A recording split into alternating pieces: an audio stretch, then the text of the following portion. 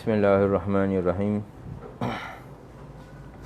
InsyaAllah kita akan mulakan kitab kita sekejap lagi. Pada muka surat 35, fasal beriman kepada ketentuan Allah Subhanahu Wa Taala yang azali. Ini masih lagi berkait dengan qada Allah Subhanahu Wa Taala. InsyaAllah.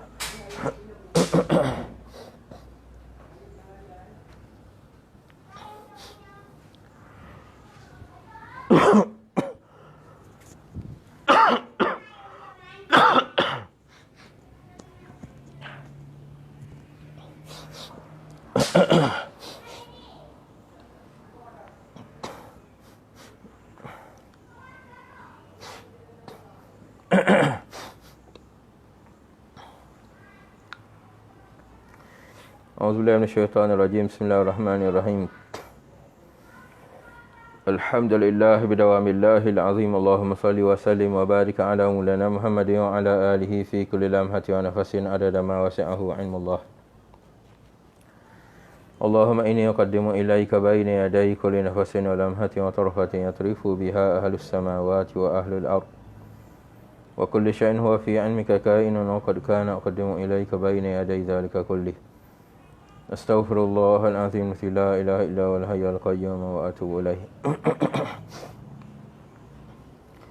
Astaghfirullahal azim la ilaha illa huwal hayyul qayyum wa atubu ilaih. Astaghfirullahal azim la ilaha illa huwal hayyul qayyum wa atubu ilaih. A'udzu billahi minasyaitonir rajim. Bismillahirrahmanirrahim. Alhamdulillahi rabbil alamin arrahmanir rahim maliki yaumiddin. Iyyaka na'budu wa iyyaka nasta'in ihdinas siratal mustaqim. Siratal ladzina an'amta 'alaihim ghairil maghdubi alaihim waladdallin amin. Subhanaka la 'ilma lana illa ma 'allamtana innaka antal alimul hakim. Rabbi shrah li sadri wa yassir li amri wahlul 'uqdatam min lisani yafqahu qawli. Allahumma inni as'aluka wa atawajjahu ilaika binabiyyika Muhammadin sallallahu alaihi wasallam nabiyyar rahmah. Ya sayyidana ya Muhammadu inni atawajjahu bika ila rabbi an yakshifa an basari wa basirati Allahumma fashaffi'hu fiyya. Allahumma nawwir qalbi binuri ma'rifatika wa hidayatika hatta afhama ma aqulu wa yarhamu ma aqulu yantafi'u ma aqulu. Qala al-musannifu rahimahullahu ta'ala wa nafa'ana bi'ulumihi amin.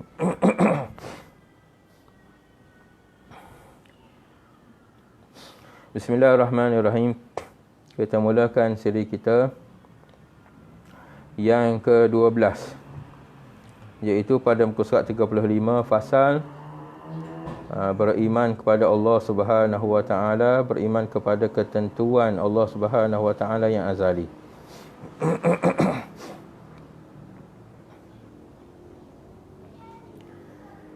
Bismillahirrahmanirrahim. Seterusnya Imam Abu Ja'far At-Tahawi radhiyallahu anhu berkata, wa 'alal 'abdi an ya'lama anna Allah Ta'ala qad sabaqa 'ilmuhu fi kulli kainin min khalqihi faqaddara dhalika taqdiran muhkaman mubraman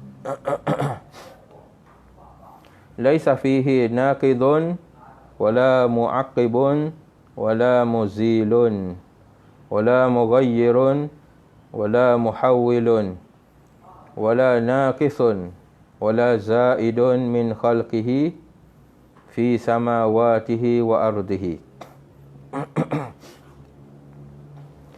Maksudnya, sebagaimana yang diterjemahkan di sini,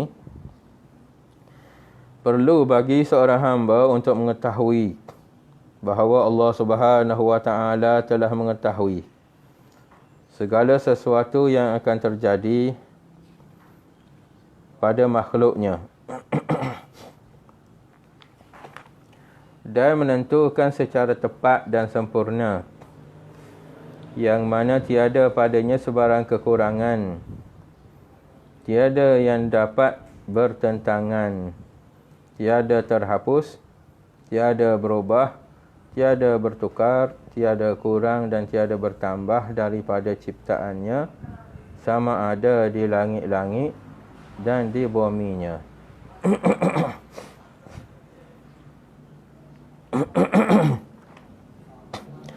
Jadi perbincangan kita pada pagi ini masih lagi berkait dengan apa yang terdapat pada Lauh Mahfuz sebenarnya. Dan juga apa yang telah ditakdirkan oleh Allah Subhanahu Wa Taala yang kita katakan sebagai qada qada dia. Ketentuan Allah Subhanahu Wa Taala sejak azali lagi dan perlaksanaan atas apa yang Allah Taala tentukan sejak azali lagi. Jadi Imam Abu Ja'far At-Tahawi melanjutkan dengan katanya wa 'alal 'abdi. Maknanya wajib atas seorang hamba itu an ya'lama anna Allah Ta'ala bahawa ia mengetahui. Ini wajib ini maknanya dia kena pegang atas i'tiqad dia, pegangan dia. An ya'lama bahawa ia hendaklah ia tahu anna Allah Ta'ala qad sabaqa ilmuhu. Sungguhnya Allah Subhanahu Wa Ta'ala telah terdahulu ilmunya. Maknanya telah mengetahui sejak azali lagi. Sabaqa ilmuhu maknanya telah mendahului ilmunya. Maknanya Allah Ta'ala telah mengetahui sejak azali lagi fi kulli kainin, pada setiap kain, yakni makhluk. Kain ni ialah nama kita, nama bagi makhluk ini. Kita ini sebagaimana yang kita sebut dahulu, nama kita ini banyak. Kita panggil kita ni makhluk, kita panggil. Kita panggil hawadis. Makhluk ni perkara yang, benda yang baru dijadikan. Hawadis itu makna benda baru. Kainun, kainat itu, ataupun mumkinun, mumkinat itu, maknanya ialah perkara yang menerima ada sekiranya Allah Ta'ala buat, dan menerima tak ada sekiranya Allah Ta'ala nak hilangkan dia. Itu makna kainun, kainat. Alam pun nama kita juga, alam. Alam maknanya alamat bagi ada pada benda tersebut tukang pencipta dia. Jadi banyak nama kita. Qad sabaqa ilmuhu, sungguhnya telah mendahului ilmu Allah Ta'ala fi kulli kainin, pada setiap makhluk. Sama ada makhluk yang lagi akan dibuat, ataupun yang telah dibuat, ataupun yang lagi akan dibuat. Yang dalam ilmu Allah Ta'ala belum buat lagi. Sebelum buat makhluk, Tuhan dah tahu dah.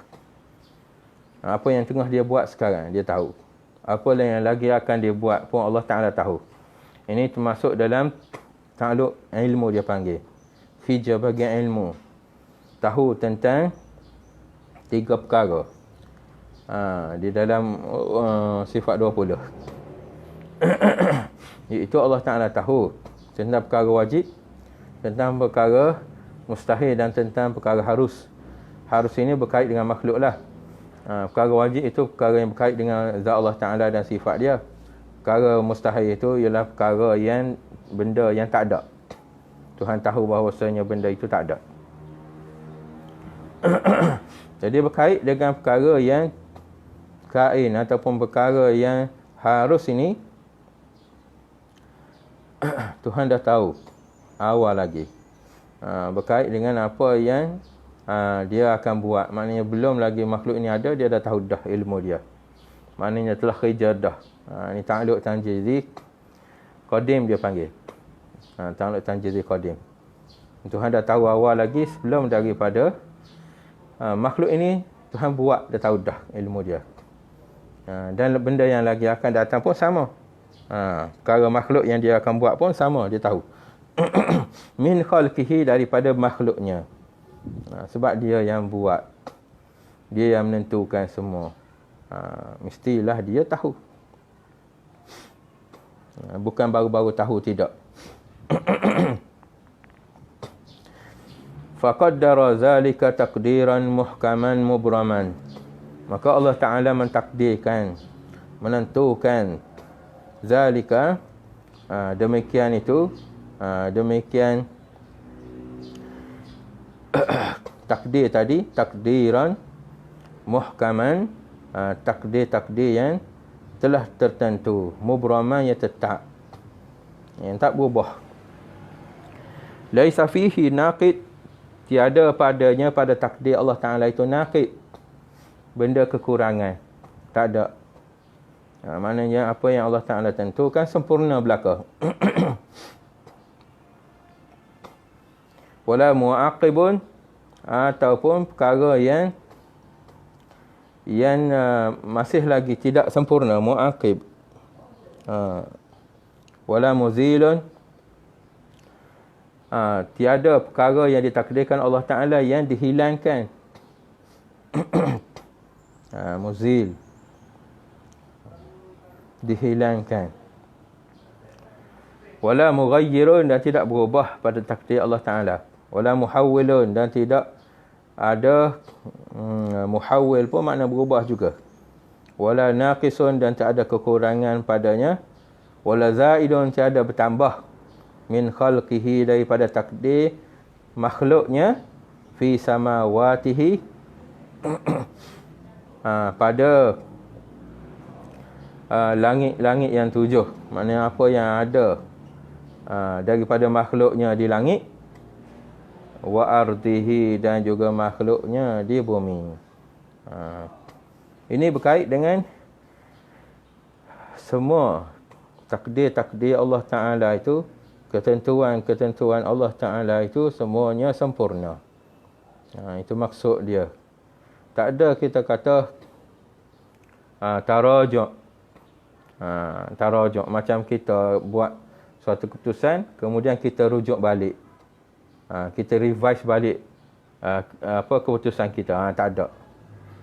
Kita ni kalau kita buat keputusan, kita revise balik, itu dengan sebab keputusan kita itu tidak sempurna, kita revise balik.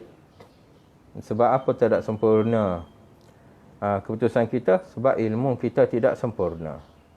Jadi apabila berkait dengan Allah Ta'ala, ilmu dia sempurna. Jadi tak akan ada pada Allah Subhanahu Wa Ta'ala itu tarajuk, tak ada. Keputusan nak revise balik bagi apa ketentuan dia, tak ada. Sebab yang pertamanya semua perkara tu ditentukan oleh Allah Subhanahu Wa Ta'ala dengan ilmunya yang sempurna. Jadi kalau ada tarajuk, maknanya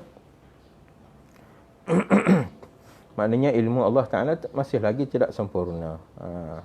Kalau ada tarajuk, maknanya buat keputusan lain semula. Naqis ataupun naqid, keputusan yang tidak sempurna, buat ulang kaji bagi keputusan. Itu takkan ada pada Allah Subhanahu Wa Ta'ala, dengan sebab takdir Allah Ta'ala sempurna. Dan sebab apa takdir Allah Ta'ala sempurna? Dengan sebab ilmu dia sempurna. Sebab tu dia kata awal lagi, qad sabaqa ilmuhu, telah mendahului oleh ilmu dia dengan apa yang akan berlaku pada makhluk ini. Ini yang kita kena pegang di dalam hati kita. Semua takdir Allah Ta'ala itu sempurna bagi Allah Subhanahu Wa Ta'ala. Kita kena tahunya berkait dengan takdir Allah Ta'ala ni ialah itu setengah daripada rahsia Allah Ta'ala bagi kita. Kita tak tahu macam mana takdir Allah Subhanahu Wa Ta'ala. Jadi apa-apa yang kita buat, kita kena usaha arah yang paling baik. Arah yang paling baik. Lepas daripada apa yang kita usaha itu, serah pada Allah Ta'ala. Itu makna tawakal betul. Maknanya kita buat dulu mengikut bagi syaratnya, mengikut apa yang paling moleknya, kemudian baru kita tawakal. Serah pada Allah Subhanahu Wa Ta'ala. Dia lain dengan tafwid. Tafwid ni serah langsung pada Allah Ta'ala tanpa ada usaha tu. Itu kalau tafwid dengan tawakal ni beza dianya ialah tafwid ni kita serah perkara yang lagi akan berlaku. Lagi akan berlaku di hadapan kita. Itu dia panggil tafwid. Kita serah pada Allah Ta'ala. Tawakal ni kita perlukan pada usaha. Lepas pada kita buat usaha itu, baru kita serah pada Allah Ta'ala. Itu orang panggil tawakal. Itu beza antara tawakal dengan tafwid lah. Ini dalam, itu berkait dengan sedikit tasawuf itu. Bukan tafwid yang maksud bagi perbincangan dalam usuluddin yang ayat mutasyabihah itu, tidaklah. Itu dalam tafwid, dalam tasawuf. Wa dzalika min aqdil iman wa usulil ma'rifah wa usulil ma'rifati wa wal-i'tirafi bi tauhidillahi ta'ala wa rububiyyatihi kama qala ta'ala fi kitabihi wa khalaqa kulla syai'in faqaddarahu taqdira. Suratul Furqan ayat yang kedua. Qala ta'ala wa kana amrullahi qadaran maqdura. Suratul Ahzab ayat yang ke-38. Maksudnya, maka yang demikian itu ialah ikatan keimanan, usul bagi usul pengetahuan dan pengakuan terhadap keesaan dan ketuanan Allah. Sebagaimana firman Allah Ta'ala di dalam kitabnya dalam Quran, wa khalaqa kulla syai'in faqaddarahu taqdira, dan dia, yakni Allah Ta'ala, telah mencipta segala sesuatu, dan dialah yang telah menetapkan ukuran-ukuran dengan serapi-rapinya. Surah Al-Furqan ayat yang kedua. Dan juga firman-Nya, wa kana amrullahi qadaran maqdura.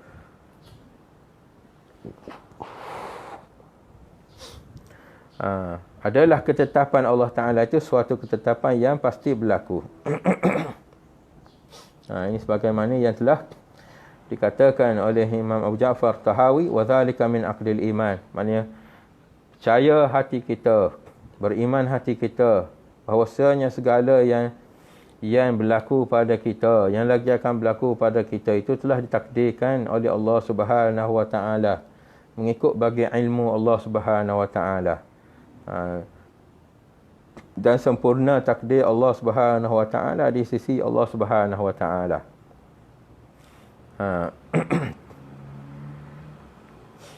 Semuanya yang berlaku pada manusia, pada makhluk ini adalah semata-mata ketentuan Tuhan. Wa dzalika, dan demikian percaya pada takdir tadi, min aqdil iman, setengah daripada simpulan iman. Perkara yang kita simpulkan dalam hati kita. Simpul ni makna pegang teguh. Jazam dalam bahasa Arab dipanggil. Pegangan yang teguh, jazam di dalam hati kita. Min aqdil iman, daripada simpulan iman.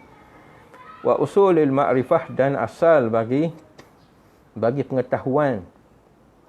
Asal ni mana asas bagi pengetahuan itu. Asas bagi pengetahuan, iaitu mana kita pegang semua yang berlaku ini atas takdir Allah Subhanahu wa Ta'ala. Itu asal. Adapun yang berkait dengan usaha kita kepada untuk nak mengelokkan takdir, itu adalah atas apa yang kita usaha berdasarkan pada ilmu kita. Padahal telah ada takdirnya di sisi Allah Ta'ala. Dia panggil usul bagi makrifah, iaitu takdir Allah Subhanahu wa Ta'ala dulu. Apa yang kita buat lepas pada itu dia panggil setengah daripada usaha dan ikhtiar kita. Itu itu maknanya bawah daripada pegangan makrifah hasan ialah beriman dengan takdir itu. Usaha itu datang dengan makna yang kedua. Seolah-olahnya begitulah. Termasuk dalam makrifah juga. Wal i'tirafi bi tauhidillahi ta'ala wa rububiyyatihi. Dan berpegang ataupun percaya dengan takdir Allah Subhanahu Wa Taala itu ialah seolah-olah macam wal i'tiraf, kita mengakui, mengiktiraf bitauhidillah ta'ala, dengan keesaan Allah. Hanya Allah Ta'ala sahaja yang mampu, yang buat segala-galanya ini. Wa rububiyyatihi, dan juga ketuanan dia. Dialah yang jadi tuan bagi menentukan segala apa yang berlaku. Ini setengah daripada, dia panggil samaratul iman, dia panggil. Samaratul iman, dia panggil hasil daripada keimanan dengan qada Allah Subhanahu Wa Taala. Kama qala ta'ala fi kitabihi, sebagaimana yang terdapat pada firman Allah Subhanahu Wa Taala di dalam kitabnya, yakni Quran. Wa khalaqa kulla syai'in, sungguhnya dan ia telah menjadikan setiap suatu. Faqaddarahu, dan dia telah mentakdirkan baginya, meletakkan qada-qada, hak-hak, ketentuan-ketentuan, takdira, sebagaimana takdir yang telah tetap. Maknanya takdir yang tak berubah lagi. Qala ta'ala wa kana amrullahi qadaran maqdura. Dan berfirman Allah Ta'ala lagi, dan adalah amrullahi, segala ketetapan urusan Allah Subhanahu Wa Taala itu qadaran maqdura, satu ketetapan yang telah ditakdirkan. Apa yang Allah Ta'ala telah tentukan pada manusia itu, apa yang berlaku pada manusia itu adalah ketetapan daripada Allah Subhanahu Wa Taala. Wa kana amrullahi qadaran maqdura. Itu berkait dengan sisi beriman dengan qada Allah Ta'ala, takdir. Semua yang telah Allah Ta'ala tentukan terdapat pada Lauh Mahfuz. Apa yang ada pada Lauh Mahfuz itu setengah daripada catatan yang dicatat oleh qalam berkait dengan takdir-takdir. Fawailul liman sara lillahi ta'ala fil qadari khasiman wa ahdara lin nadhari fihi qalban saqiman. Laqad iltamasa biwahmihi fi fahsil ghaibi sirran katiman wa ada bima qala fihi affakan asima. Maksudnya, maka celakalah orang yang membantah Allah Subhanahu Wa Taala berkenaan dengan perkara qadar, yang takdir Allah Taala, dan orang itu memiliki hati yang sakit. Katanya Imam Abu Ja'far Tahawi, seolah-olah macam hati orang tu orang sakit. Jika masih ingin mendalami masalah ini, masalah qada Allah Subhanahu Wa Taala, maka sesungguhnya tu dia tak, huruf S tak ada, dia tertinggal tu. Maka sesungguhnya dia sedang mencari dengan wahamnya sendiri pada lapangan ghaib, yang mana ianya suatu rahsia yang tertutup rapi. Lalu pencariannya berakhir dengan apa yang dikatakan padanya, iaitu dirinya penuh dusta dan dosa. Ini bagi orang yang tidak berpuas hati dengan takdir Allah Subhanahu Wa Taala, ataupun ingin lagi nak mengorek rahsia Allah Subhanahu Wa Taala. Fawailul liman sara lillahi ta'ala fil qadari khasiman. Maka celakalah bagi orang yang menjadikan bagi Allah Ta'ala itu nisbah pada takdir Allah Ta'ala itu khasiman, musuh. Maknanya dia tidak setuju dengan apa yang Allah Ta'ala takdirkan baginya. Tidak patut bagi Tuhan buat aku begini, tidak patut bagi Allah Ta'ala buat begini pada aku.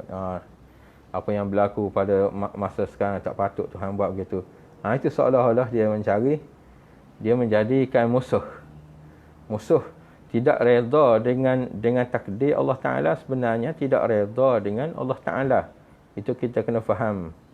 Kalau kita tak redha dengan takdir Tuhan, maknanya kita tidak redha dengan Tuhan itu sendiri. Maka Imam Abu Ja'far Tahawi kata, fawailun, maka wail ataupun celakalah bagi orang yang menjadikan pada takdir Allah Ta'ala itu sebagai musuh, tidak redha dengan takdir Allah Ta'ala. Wa ahdara lin nazari fihi, dan dia menghadirkan, membawa datang pula lin nazari, bagi untuk nak menilik semula, fihi, pada takdir Allah Ta'ala itu, qalban saqiman, dengan membawa hati yang sakit. Hati dia bukan hati yang sihat, tidak. Kalau dia dengan sebab dia tidak redha itu, jadi kalau sesuatu itu berlaku dan dia tidak redha dengan takdir Allah Subhanahu Wa Taala, dia menyalahkan takdir Allah Subhanahu Wa Taala, itu dikira sebagai hatinya sakit. Kalau seorang itu dia mengambil iktibar atas apa yang Allah Ta'ala takdirkan bagi dia, itu tak apa. Ambil iktibar atau apa yang Allah Ta'ala buat pada dia, dia ambil iktibar untuk menambahkan lagi keyakinan dia pada Allah Subhanahu Wa Ta'ala, itu tak apa. Supaya jangan ada syak dalam hati dia, atau keraguan di dalam hati dia, waham tadi. Berkait dengan patut ataupun tidak patut takdir ini berlaku atas dia ataupun atas apa yang dia lihat tu. Sekiranya ada syak pada hati dia berkait dengan takdir itu, ataupun rasa tak puas hati itu maknanya hati dia tu hati yang sakit. Kita makhluk Allah Ta'ala tentukan bagi kita dengan takdir, semuanya sebenarnya elok belaka. Walaupun di segi nafsu kita ini tidak molek, apa yang nafsu kita tak suka, kita kata tidak moleklah takdir tu. Jadi apa yang nafsu kita suka, kita kata moleklah takdir tu. Itu atas apa yang berlaku pada nafsu kita.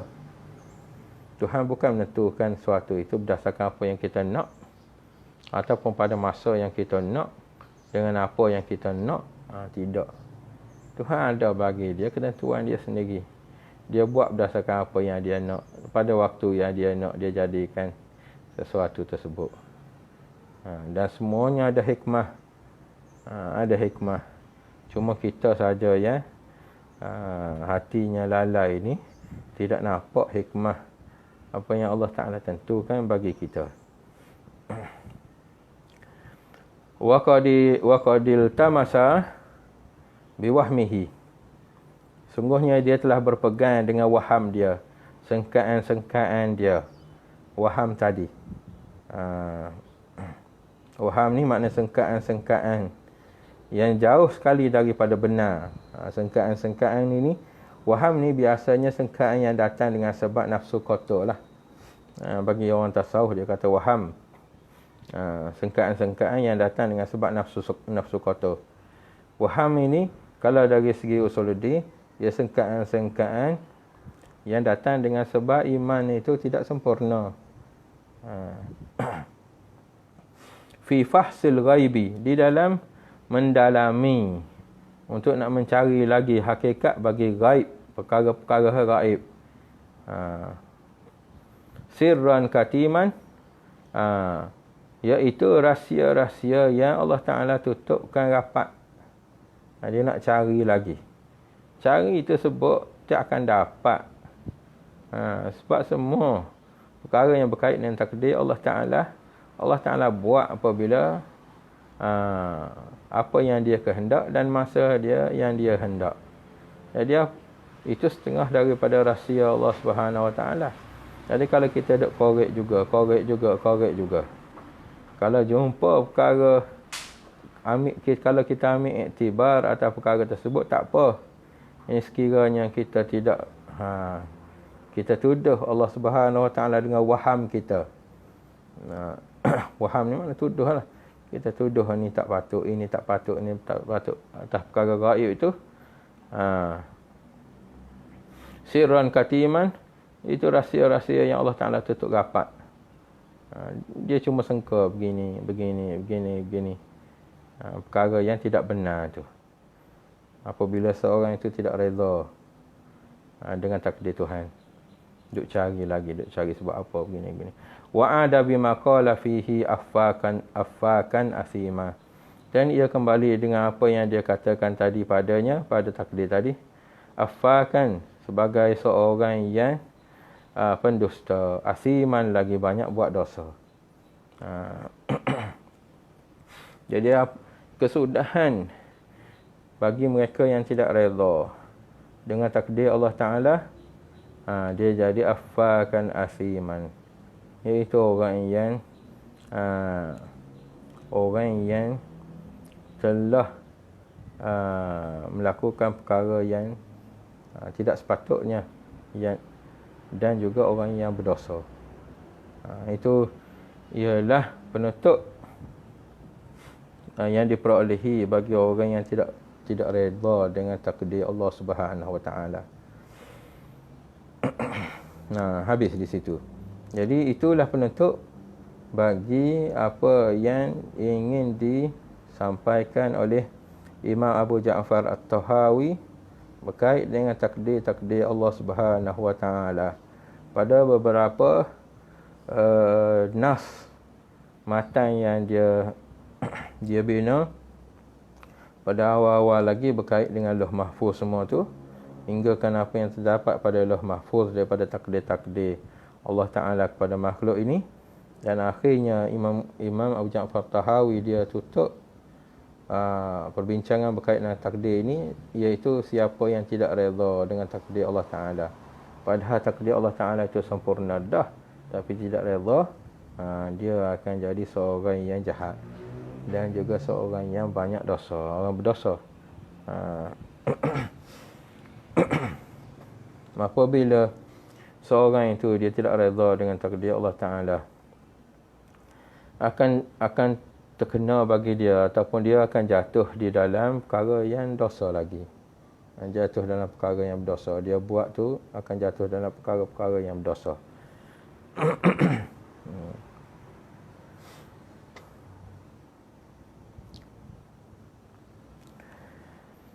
Fasal pada Al-Arash dan Al-Kursi pula. Ini ada perbincangan yang menarik sekarang ni berkait dengan Arash dan juga Kursi.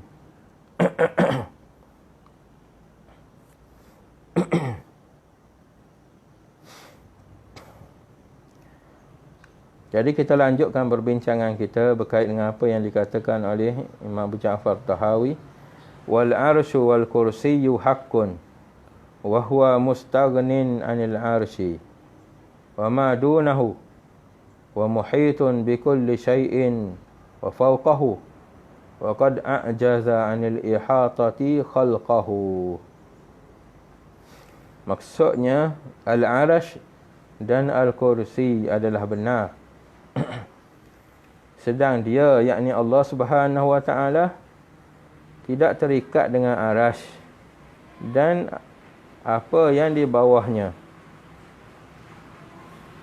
dan muhitun, dia meliputi segala sesuatu, dan di atas segala sesuatu, dan apa yang diciptakan tidak dapat meliputinya. Dan apa yang diciptakan tidak dapat meliputinya, meliputi Allah Subhanahu Wa Taala.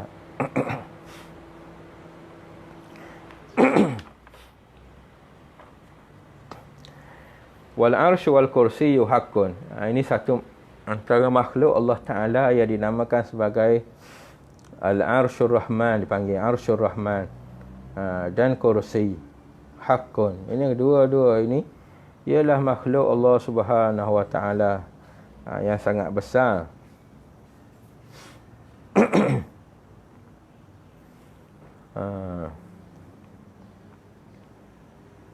Kedua-duanya benar. Wa huwa mustaghnin 'anil 'arsy, dan Tuhan tidak berhajat kepada arasy. Sebagaimana yang berlaku pada sekarang ini duduk bising tentang perkataan summa stawa 'alal 'arsy. Allahu alladhi khalaqas samawati wal arda wa ma bainahuma fi sittati ayyamin thumma stawa 'alal 'arsy. Istiwa 'alal 'arsy. Itu setengah daripada mereka yang akidahnya rosak. Dia kata Allah Ta'ala itu duduk atas arasy.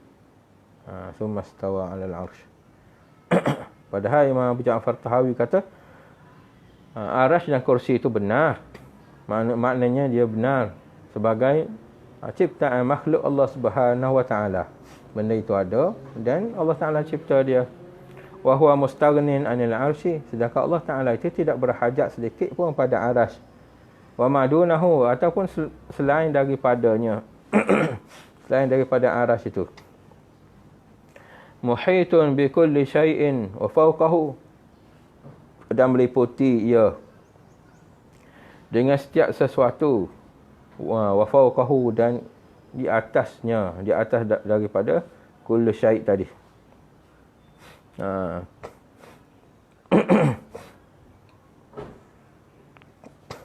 Ini setengah daripada yang orang kata muhitun bi kulli syai'in wa fawqahu, dengan makna wa kana Allahu bi kulli syai'in muhita, dengan makna meliputi ilmu Allah Subhanahu Wa Ta'ala dengan setiap sesuatu, dengan setiap apa yang ada pada arasy dan kursi, dan apa yang ada di atasnya dan apa yang ada di bawahnya. Semuanya meliputi ilmu Allah Subhanahu Wa Ta'ala. Wa qad a'jaza 'anil ihatati khalqahu, sesungguhnya a'jaza, telah lemah 'anil ihatati khalqahu, dan apa yang diciptakan tidak dapat meliputinya. Wa qad a'jaza 'anil ihatati khalqahu, dan apa yang diciptakan tidak dapat meliputinya, nya Allah Subhanahu Wa Ta'ala. Allah Ta'ala meliputi atas segala-galanya. Bagi mereka yang tidak nak ambil apa? Tidak nak ambil masalah dari segi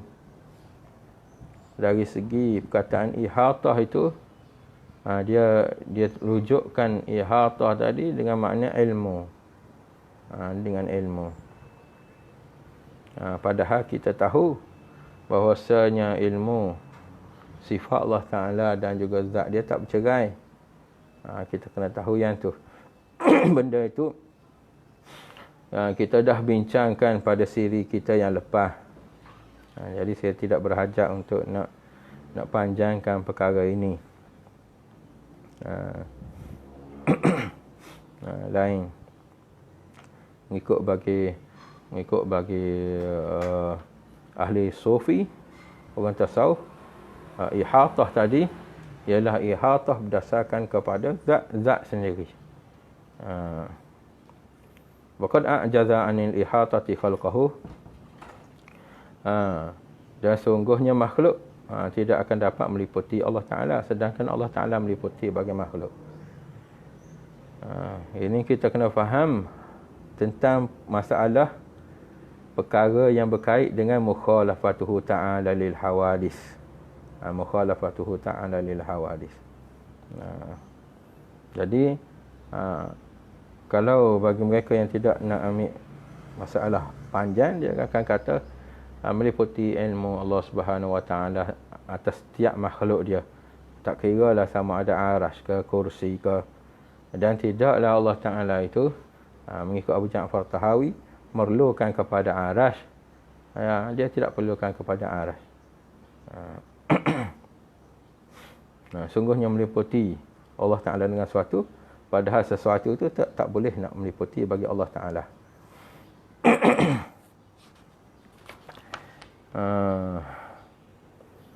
Harap-harapnya tidak Kita tidak panjanglah perkara tadi. Perbincangan itu.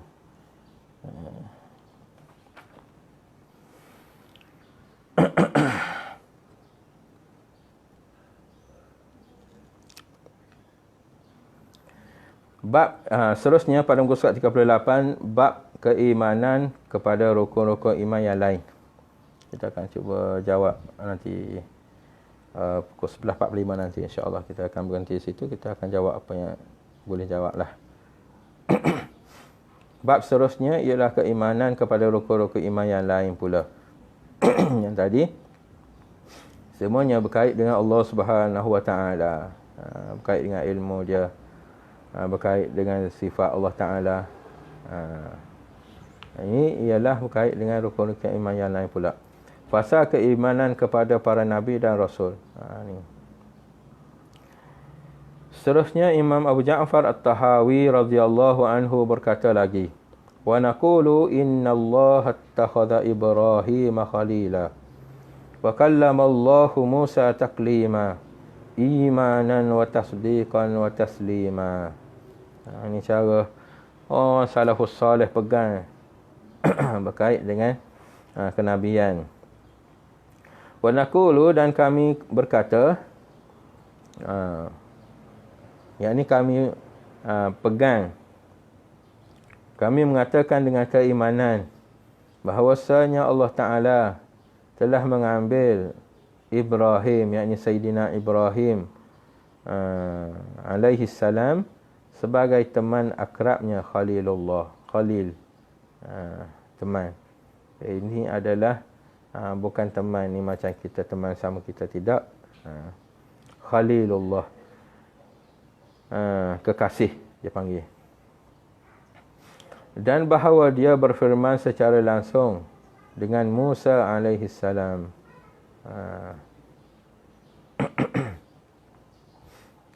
Cuma dia tidak terjemah secara harfi, dia terjemah secara umum saja.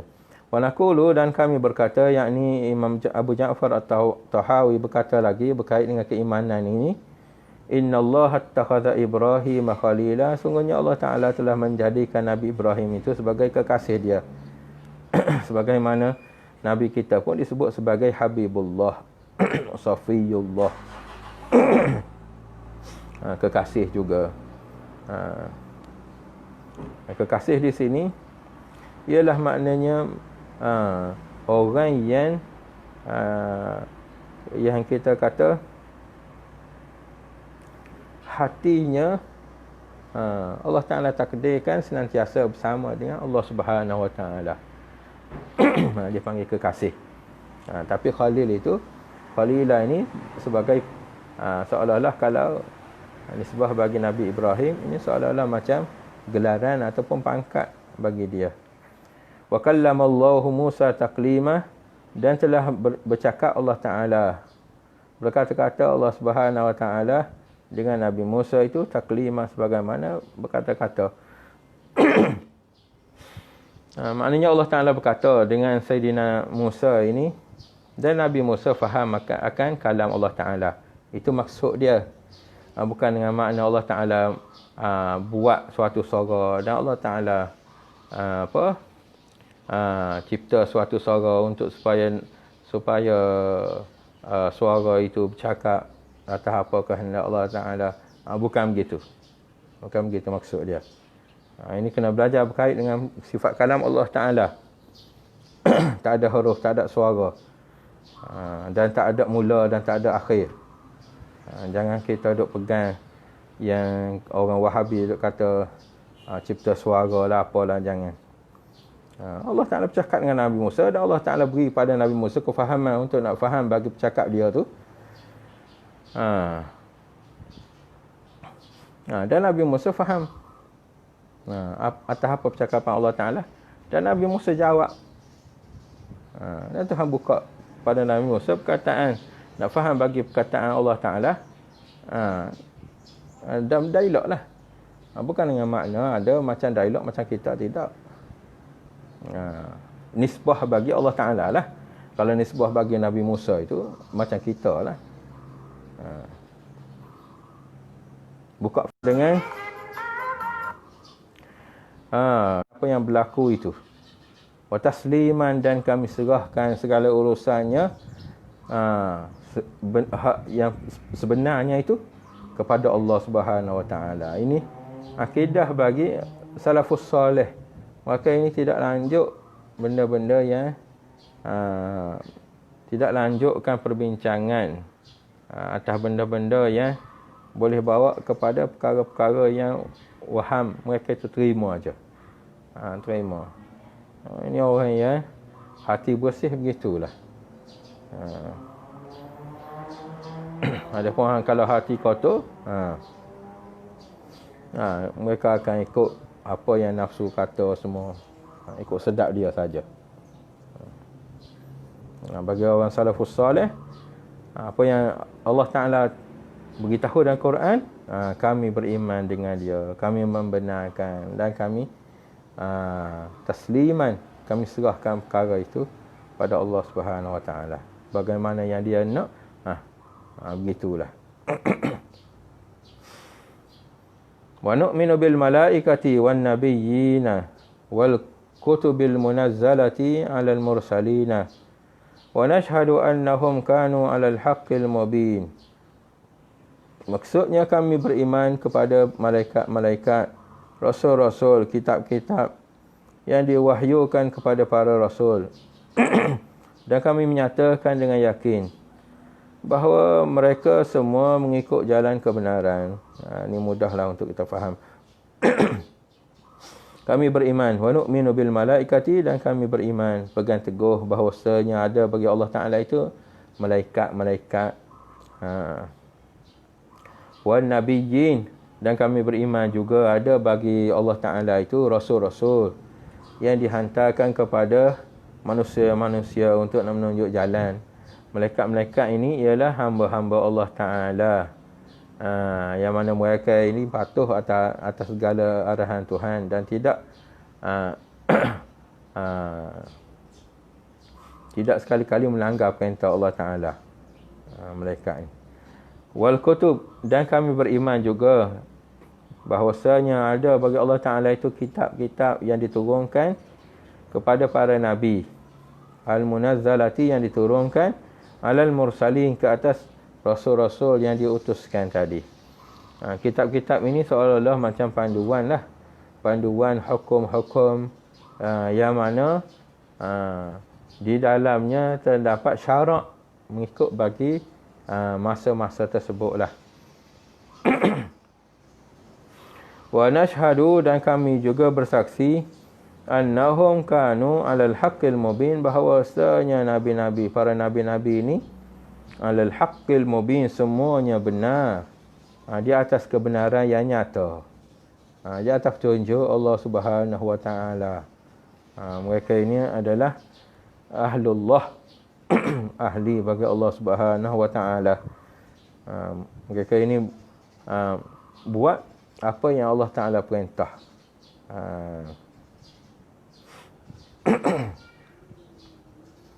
Dan menyampaikan semua perkara yang Tuhan perintah sampaikan.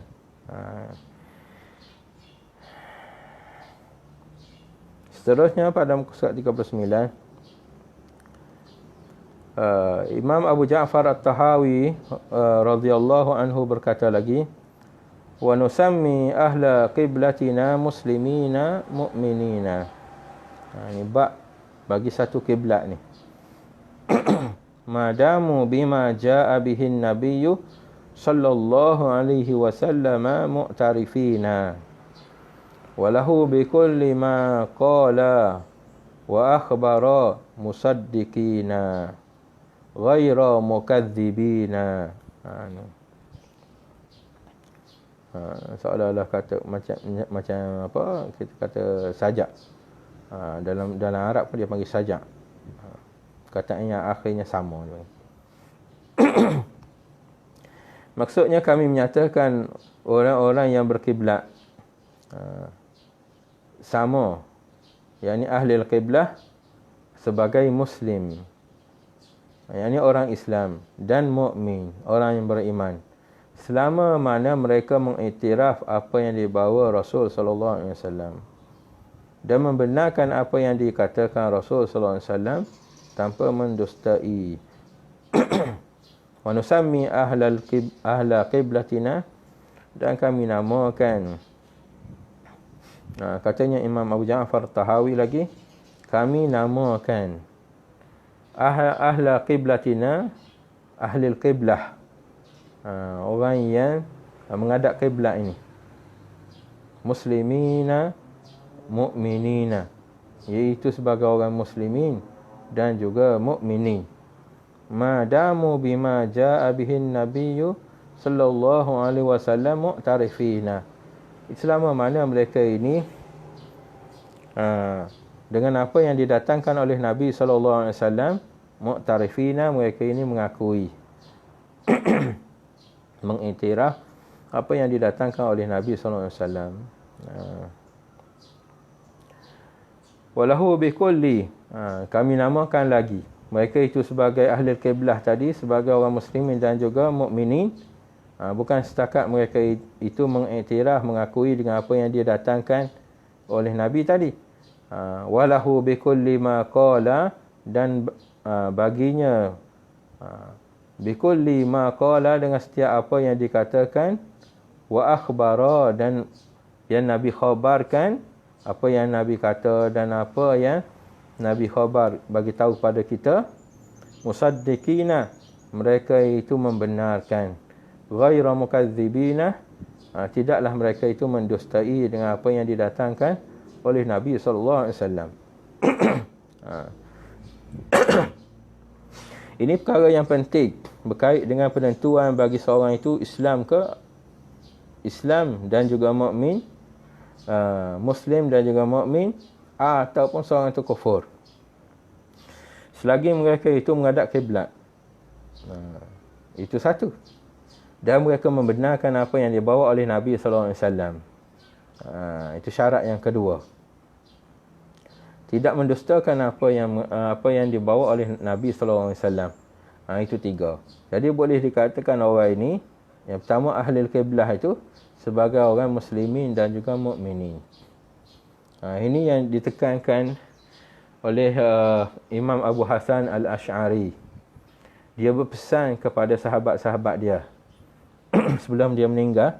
Dia kata, jangan sekali-kali kita hukumkan ahli qiblah itu dengan kufur. Imam Abu Hasan Al-Ash'ari dia tak benarkan kita hukumkan dengan kufur ahli qiblah. Sebab apa? Sebab dia nak meraihkan bagi fiqh tu, bagi hukum fiqh. Selagi orang ini ahli qiblah, maknanya orang yang semayang, orang yang menghadap kiblat. Jadi segi fiqhnya orang yang muslim. Itu mengikut bagi Imam Abu Hasan Al-Ash'ari. Ada pun berkait dengan akidah, sebab Imam Abu Hasan Al-Ash'ari ini ialah kita kata peneraju bagi akidah Ahlus Sunnah wal Jamaah. Jadi perkara yang dibincangkan berkait dengan akidah ni ialah perkara hati, pegangan hati. Jadi Imam Abu Hasan Al-Ash'ari dia pesan pada sahabat-sahabat dia, jangan sekali-kali kita hukumkan dengan kufur ahli kiblah. Jangan, sebab dia nak meraihkan bagi fiqh tu. Kalau kita tengok dia menghadap kiblat, itu orang ahli solat, hukumkan dengan zahirnya sebagai Islam. Begitu saja. Adapun perkara yang berkait dengan iman, itu ialah hak Allah Subhanahu Wa Taala, bukan hak kita. Itu kata mengikut bagi kata Imam Abu Hasan Al-Ash'ari, begitulah. Secara umumnya begitulah.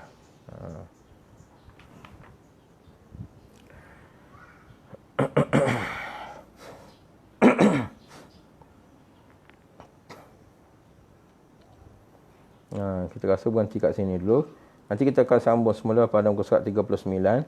pasal beriman kepada Al-Quran. Beriman pada Al-Quran pula. Ini perkara yang penting ni, nanti kita akan sambung pula pada hari Selasa nanti. Tentang banyak berkait dengan Al-Quran ini yang kita katakan dulu, pernah kita sebut berkait dengan ada yang menuduh tentang Quran ini sebagai makhluk. Ini masalah.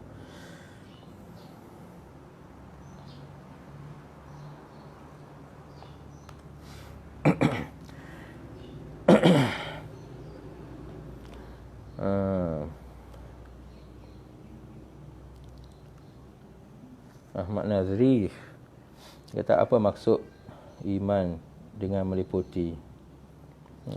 Inilah yang saya kata tadi. Maksud dengan iman dengan meliputi itu, setengah daripada ulama kita, dia tak nak kata meliputi itu meliputi yang lain, melainkan dengan sifat ilmu Allah Ta'ala, itu saja. Meliputi. Padahal kita tahu bahawasanya ilmu dengan zat, sifat dengan zat itu tak bercerai. Kena tahu yang tu. Assalamualaikum. Macam mana seorang itu cerai?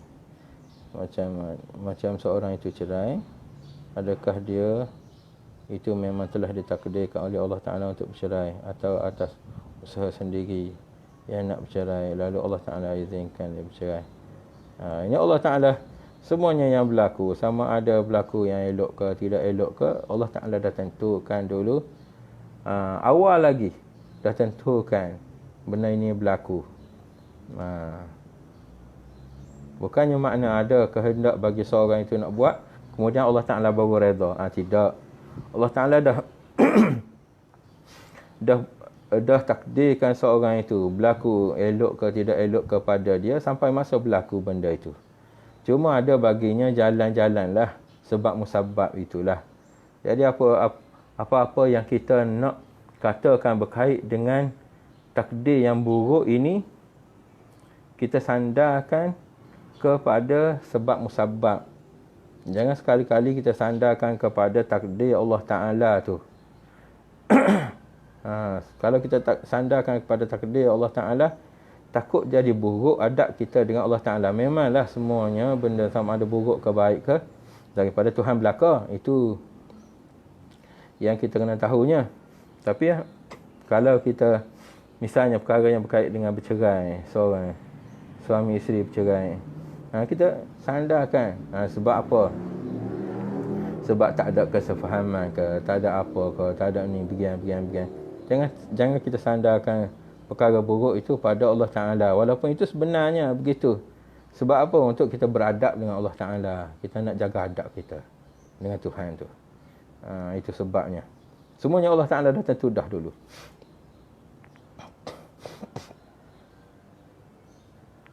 Lalu bila bercerai, mereka mengatakan Allah yang bolak-balik kata. Ini bimbangnya. Sekiranya kita sandarkan pada Allah Ta'ala dengan tanpa ada iman, dia akan jadi buruk adab kita dan su'uzon dengan Allah Ta'ala. Ini yang kita takut. Apabila kita sandarkan suatu buruk itu pada Allah Ta'ala dengan melampaui. Kalau kita sandarkan buruk itu pada Allah Ta'ala dengan dasar iman dan terima atas apa yang Allah Ta'ala takdirkan, itu tak apa. Kalau kita sandarkan kepada perkara buruk itu pada Allah Ta'ala, kita tidak redha pula, ini yang bawa kepada su'udzon dengan Allah Ta'ala, dengan Tuhan kita, dengan Tuhan kita. Kita siapa? Nak jahat adab dengan Tuhan kita, dengan Tuhan kita, siapa kita? Kita duk terima makan rezeki dia tiap-tiap hari. Kalau nak sangka buruk dengan Allah Ta'ala, nak buat perkara yang tidak redha dengan Allah Ta'ala, kan? Cari Tuhan lain lah. Cari bumi lain. Apa yang terdapat dalam hadis kursi begitu.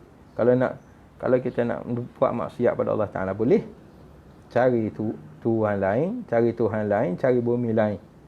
Cari tempat yang Tuhan tak nampak kita buat maksiat. Bolehlah. Jadi apa-apa yang berlaku pada kita, kita kena salahkan diri kita kalau benda yang perkara buruk. sandarkan pada sebab musabab itu setengah daripada adab lah. Itu.